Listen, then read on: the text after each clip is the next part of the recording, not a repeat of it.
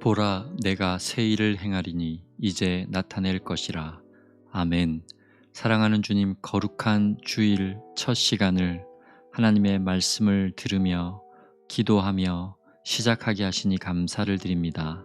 오늘도 주실 은혜 기대하며 출발하는 한 심령 한 심령마다 하나님의 말씀과 성령으로 붙잡아 주시고, 특별히 주일 예배를 통하여 우리에게 말씀하시는 하나님을, 또 우리를 다스리시고 이끌어 주시는 그 하나님을 말씀 가운데, 예배 가운데 만나는 복을 누릴 수 있도록 인도하여 주시옵소서.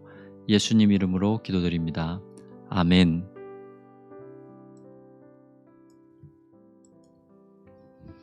할렐루야, 반갑습니다. 사랑하는 성도 여러분, 오늘 5월 8일 또 주일 아침입니다. 오늘 이렇게 인사하면 좋을 것 같아요. 해피 마더스 데이. 저는 세상에서 가장 아름다운 타이틀, 어떤 타이틀인가 생각을 해보면 기도하는 어머니, 그게 참 가장 아름다운 이름 중에 하나가 아닌가. 어머니라는 이름 자체가 아름답잖아요. 그 말 자체가 정말 아름다운 말이잖아요. 그런데 그 앞에 기도하는 어머니, 세상에 어느 어머니가 자식을 위해서 기도할 때 그 간절함이 없는 어머니가 어디 있겠습니까? 그죠? 기도하는 어머니라는 말이 너무 좋고 또 힘이 있는 말 같아요. 어머니 자체가 아름다운 말인데 거기에 기도가 붙으니까 얼마나 아름답습니까? 오늘도 기도하는 어머니로 또 이 아침에 주일 첫 시간을 하나님의 말씀을 붙잡고 기도하는 여러분들의 기도가, 또 자녀를 위해 기도하시는 그 기도가 다 응답되어지는 역사가 있기를 주의 이름으로 축원드립니다. 주일 조금 있다가 뵙게 될 텐데, 오늘은요 이영주 목사님께서 설교를 하세요.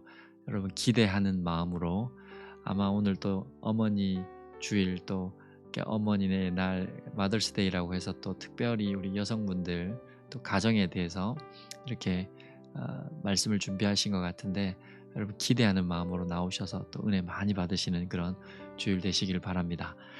오늘 사도행전 8장 말씀 같이 잠시 묵상하고 또 출발하도록 하겠습니다. 사도행전 8장입니다.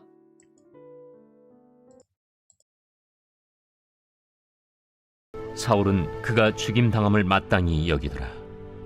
그날에 예루살렘에 있는 교회에 큰 박해가 있어 사도 외에는 다 유대와 사마리아 모든 땅으로 흩어지니라. 경건한 사람들이 스데반을 장사하고 위하여 크게 울더라. 사울이 교회를 참멸할세 각 집에 들어가 남녀를 끌어다가 옥에 넘기니라. 그 흩어진 사람들이 두루 다니며 복음의 말씀을 전할세 빌립이 사마리아 성에 내려가 그리스도를 백성에게 전파하니, 무리가 빌립의 말도 듣고 행하는 표적도 보고 한 마음으로 그가 하는 말을 따르더라. 많은 사람에게 붙었던 더러운 귀신들이 크게 소리를 지르며 나가고, 또 많은 중풍병자와 못 걷는 사람이 나으니 그 성에 큰 기쁨이 있더라. 그 성에 시몬이라는 사람이 전부터 있어 마술을 행하여 사마리아 백성을 놀라게 하며 자칭 큰 자라 하니, 낮은 사람부터 높은 사람까지 다 따르며 이르되, 이 사람은 크다 일컫는 하나님의 능력이라. 오랫동안 그 마술에 놀랐으므로 그들이 따르더니 빌립이 하나님 나라와 및 예수 그리스도의 이름에 관하여 전도함을 그들이 믿고 남녀가 다 세례를 받으니, 시몬도 믿고 세례를 받은 후에 전심으로 빌립을 따라다니며 그 나타나는 표적과 큰 능력을 보고 놀라니라. 예루살렘에 있는 사도들이 사마리아도 하나님의 말씀을 받았다 함을 듣고 베드로와 요한을 보내매 그들이 내려가서 그들을 위하여 성령 받기를 기도하니, 이는 아직 한 사람에게도 성령 내리신 일이 없고 오직 주 예수의 이름으로 세례만 받을 뿐이더라. 이에 두 사도가 그들에게 안수하며 성령을 받는지라. 시몬이 사도들의 안수로 성령 받는 것을 보고 돈을 들여 이르되, 이 권능을 내게도 주어 누구든지 내가 안수하는 사람은 성령을 받게 하여 주소서. 베드로가 이르되, 내가 하나님의 선물을 돈 주고 살 줄로 생각하였으니 내 은과 내가 함께 망할지어다. 하나님 앞에서 내 마음이 바르지 못하니 이 도에는 내가 관계도 없고 분깃될 것도 없느니라. 그러므로 너희 약함을 회개하고 주께 기도하라. 혹 마음에 품은 것을 사하여 주시리라. 내가 보니 너는 악독이 가득하며 불의에 매인 바 되었도다. 나를 위하여 주께 기도하여 말한 것이 하나도 내게 임하지 않게 하소서. 두 사도가 주의 말씀을 증언하여 말한 후 예루살렘으로 돌아갈새 사마리아인의 여러 마을에서 복음을 전하니라. 주의 사자가 빌립에게 말하여 이르되 일어나서 남쪽으로 향하여 예루살렘에서 가사로 내려가는 길까지 가라. 그 길은 광야라. 일어나 가서 보니 에디오피아 사람 곧 에디오피아 여왕 칸다게의 모든 국고를 맡은 관리인 네시가 예배하러 예루살렘에 왔다가 돌아가는데 수레를 타고 선지자 이사야의 글을 읽더라. 성령이 빌립더러 이르시되 이 수레로 가까이 나아가라. 빌립이 달려가서 선지자 이사야의 글 읽는 것을 듣고 말하되 읽는 것을 깨닫느냐? 지도해 주는 사람이 없으니 어찌 깨달을 수 있느냐? 하고 빌립을 청하여 수레에 올라 같이 앉으라 하니라. 읽는 성경 구절은 이것이니 일러스되 그가 도살자에게로 가는 양과 같이 끌려갔고 털 깎는 자 앞에 있는 어린 양이 조용함과 같이 그의 입을 열지 아니하였도다. 그가 굴욕을 당했을 때 공정한 재판도 받지 못하였으니 누가 그의 세대를 말하리요? 그의 생명이 땅에서 빼앗김이로다.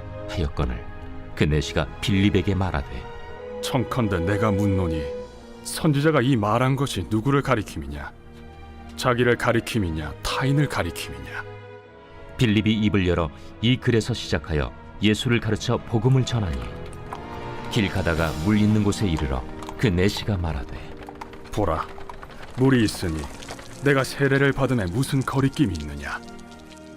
이에 명하여 수레를 멈추고 빌립과 내시가 둘 다 물에 내려가 빌립이 세례를 베풀고 둘이 물에서 올라올새 주의 영이 빌립을 이끌어 간지라. 내시는 기쁘게 길을 간고 그를 다시 보지 못하니라.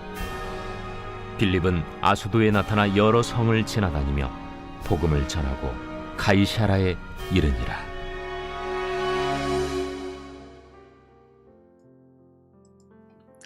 아멘. 여러분, 복음에 이게 확장되는 모습들을 보니까 가슴이 막 뛰시죠. 스데반의 죽음이 굉장히 절망적이고 뭔가 이렇게 모든 것이 끝난 것처럼 여겨지는 상황이었지만 하나님께서는 그 죽음을 통해서 오히려 더 많은 일들을 하세요. 그래서 제가 오늘은 복음은 핍박을 이깁니다 라는 제목을 좀 썼는데, 사도행전 1장 8절에 오직 성령이 너희에게 임하시면 너희가 권능을 받고 예루살렘과 유대와 사마리아와 땅끝까지 이르러 내 증인이 되리라 하신 그 말씀이 이제 본격적으로 예루살렘을 복음이 넘어서서, 예루살렘이라는 울타리를 넘어서서 사마리아 땅으로, 또 유대 땅을 넘어서서 사마리아 땅으로, 이방 땅으로 흘러가는, 복음이 이렇게 울타리를 넘어서 가는 장면들을, 확장되어 가는 장면들을 보게 되는데, 그 장면들이 보면 참 가슴이 뛰고, 또 우리가 가지고 있는 복음이 또 우리의 울타리를 넘어서 이렇게 확장되는 역사가 있으면 좋겠다, 이런 생각들을 해보는데요. 오늘은 제가 이 말씀으로 좀 잠시 나누고 이렇게 기도하려고 합니다. 8장 1절에 보시면 그날에 예루살렘에 있는 교회에 큰 박해가 있어 사도 외에는 다 유대와 사마리아와 모든 땅으로 흩어지니라. 이 말씀이 8장 1절의 말씀인데, 박해가 있어서 핍박 때문에 사람들이 흩어졌단 말은 핍박을 피해서 도망갔다는 얘기잖아요. 핍박이, 예루살렘 그 교회가 생성되어진 그 지역에 핍박이 심하니까 그 핍박을 피해서 흩어져 버렸어요. 그리고 모든 것이 끝날 거라고 생각했는데 그것이 하나님의 계획과 섭리였다라는 겁니다. 그 핍박으로 인해서 흩어진 사람들이 성령의 충만함을 입고 각 흩어진 지역에서 복음을 전하는 역사들이 그 이후에 등장하잖아요. 사도 바울도 이렇게 사울의 이름으로 복음을 막 핍박하고 사람들을 죽이려고 하는 장면들이 8장에 나오는데, 9장에 가면 사도 바울도 완전히 다른 사람이 되어서 복음을 이방 땅에 전하는 그런 사도가 되는 것처럼, 하나님의 복음의 역사가 예루살렘을 넘어서서 이제 유대와 사마리아와 땅끝까지 이르는 그런 역사들, 하나님의 약속의 역사가 출발되는 그런 것들을 우리가 이제 8장 이후에 이렇게 보게 되어집니다. 하나님의 방법은 참 놀라운 것 같아요. 제가 이 아침에 잠시 좀 살필 것은, 우리는 핍박이 오거나 고난이 오고 그것으로 인해서 어떤 어려움이 생기면 이제 끝났다라고 생각을 합니다. 더 이상 되지 않는다라고 낙심하기 쉽고 절망하기 쉽습니다. 그런데 초대교회 상황도 비슷했을 거예요. 스데반도 죽고 사울과 같은 사람이 일어나서 교회를 잔멸하려고 하고 핍박이 극심해져서 사람들이 그 핍박을 피해서 막 흩어지면 이제 끝났구나 생각할 수 있잖아요. 그런데 하나님께서는 끝날 때까지 끝난 게 아니다라는 그 말씀을 제가 자주 드렸는데, 하나님께서는 오히려 그것을 역전을 시키셔서 복음이 예루살렘 안에만 있는 것이 아니라 이제 온 세계 열방으로 흩어지게 하는 기회가 되게 만드셨다라는 거예요. 그래서 여러분, 우리가 위기를 만나고 어려움을 만날 때 항상 생각해야 되는 것은, 위기나 어려움이나 핍박은 새로운 하나님의 일을 보게 되는 기회가 된다라는 겁니다. 핍박이 오고 어려움이 오고 위기의 순간을 만날 때 이걸 어떻게 해야 되지 하다 보면 더 기도하게 되고 하나님 앞에 묻게 되고 또 하나님의 방법을 간구하게 되고 하나님께 매달리게 되잖아요. 그럴 때 하나님께서 우리의 눈을 여시고 우리의 생각과 마음을 여시고 상황을 열어 주심으로 말미암아 새로운 도약을 할 수 있는 기회로 삼을 수 있도록 만들어 주신다라는 겁니다. 그래서 여러분, 진리를 따르다가 복음을 전하다가 만나는 어려움이나 핍박을 결코 두려워하거나 겁내지 마십시오. 진리를 따르고 복음을 전하는 상황 가운데 만나는 핍박과 어려움은 반드시 하나님이 극복하게 만들어 주시고 우리의 믿음을 통해서 하나님이 새로운 지경을 열어주시는 기회로 삼으신다라는 겁니다. 그래서 우리가 담대해질 필요가 있습니다. 물론 우리가 개인적인 실수나 또 어떤 죄 가운데 빠져서 어려움을 겪거나 그런 것들은 돌이켜야 되겠지만, 여러분, 진리를 담대히 따르고 복음을 전하는 하나님의 말씀을 따라가는 그 일로 인하여 당하는 고통과 어려움과 핍박이 있다면 담대하십시오. 하나님께서는 그것을 역전시키셔서 하나님의 새로운 방법으로 일하고 하나님께서 이끌어 가신다는 겁니다.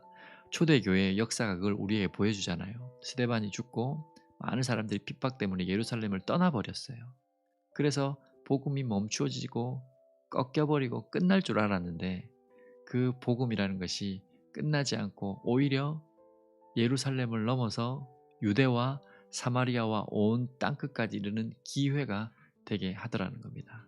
우리가 그것을 믿고 항상 진리를 따르는 일 앞에 또 복음을 전하는 일 가운데 당하는 핍박과 고통 앞에서, 고난 앞에서 여러분 담대하십시오. 영국 런던에서 1666년에 아주 큰 화재가 있었답니다. 그래서 많은 시민이 죽고 세계 무역을 이렇게 이끌던 거부들도, 그 당시 아주 큰 부자들도 집을 잃고 그 화재 때문에 어려움을 겪어서 하루아침에 알거지가 되는 그런 정말 어려운 상황이 그 당시에 일어났다고 그래요. 그런데 그 당시에 청교도인들 있죠. 신앙생활 하는 청교도인이라고 불렸던, 하나님의 말씀을 절대적으로 신뢰했던 이 청교도인들은 그 피해를 받은 대상에서 제외가 돼, 그 화재로 인해서 어려움을 겪는 사람들에게 제외가 됐더랍니다. 조사를 해보니까. 그래서 사람들이 그 기록을 보니 이상해가지고 그걸 조사해 보니까 뭐 하나님께서 지켜주셨나 이 정도로 생각을 하고, 뭐 하나님이 그 청교도 집안에만, 청교도들이 사는 그 집에만 불이 번져가지 않았나, 이런 걸 우리가 추적해 볼 수 있잖아요. 그런데 그것 때문이 아니라 그 당시 영국에서는 이제 청교도인들을 핍박하는 그런 일이 있었죠. 그래서 아마 그 이후에 청교도인들이 피해서 메이플라워를 타고 이제 새로운 믿음의 땅을 찾아서 이렇게 미국으로 건너오는 그런 일들이 이루어지잖아요.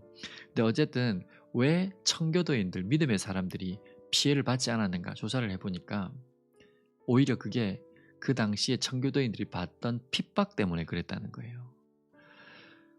당시에 영국 런던 중심에 있었던 사람들이 청교도인들을 핍박하고, 그 화재가 일어나기 6개월 전에 어떤 법령이 선포되었냐면, 말씀을, 성경을 믿는 청교도인들은 이 영국 그 중심의 그 사는 공동체 있죠. 집단들에게서 무조건 5마일 이상 떨어져 살아야 된다는 법령이 공포가 되었대요. 그러니까 사람들이 그 중심에서 살 수 없었던 거예요. 오히려 외부로 그 법령 때문에 밀려나서 외부에서 살 수밖에 없는 그런 정말 어려운 고통을 당했다고 그래요.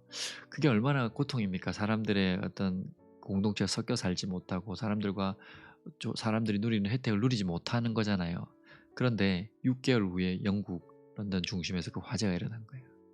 비로소 사람들이 그때 깨달은 겁니다. 아, 그 법령이 우리를 힘들게 만들고 우리를 핍박하고 어렵게 만드는 일이라 생각해서 참 힘들었는데 그것이 하나님께서 믿는 자를 보호하는 방법이었다라는 거예요. 참 놀랍지 않습니까? 누가 알았겠습니까? 6개월 후에 그 영국 런던에 화재가 일어날지 어떻게 알았겠습니까?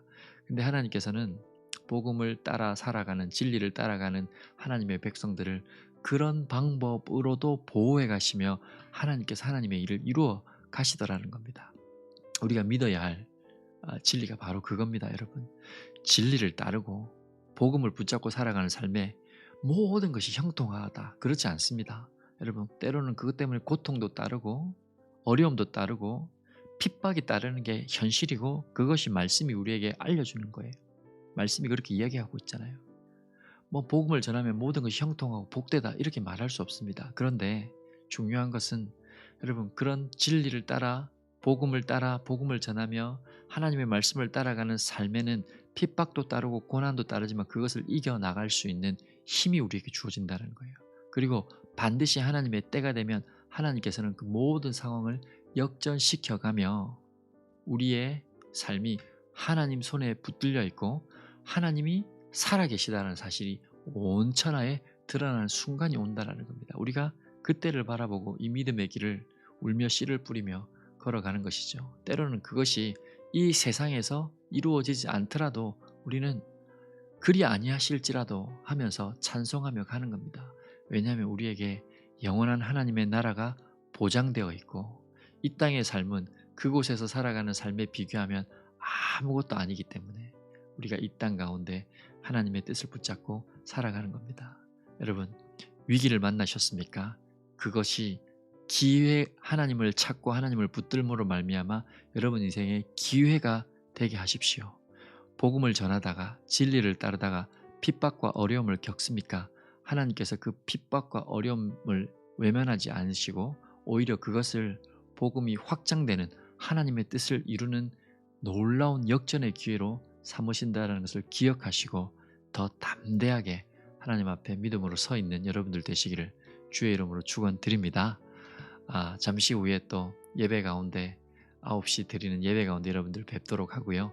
뜨겁게 요즘 우리 찬양이 뜨겁지 않습니까? 뜨겁게 찬양하고 또 증거되어지는 말씀 속에서 하나님을 만나시는 복된 주일이 되시기를 주의 이름으로 축원드립니다. 기도하고 출발하겠습니다.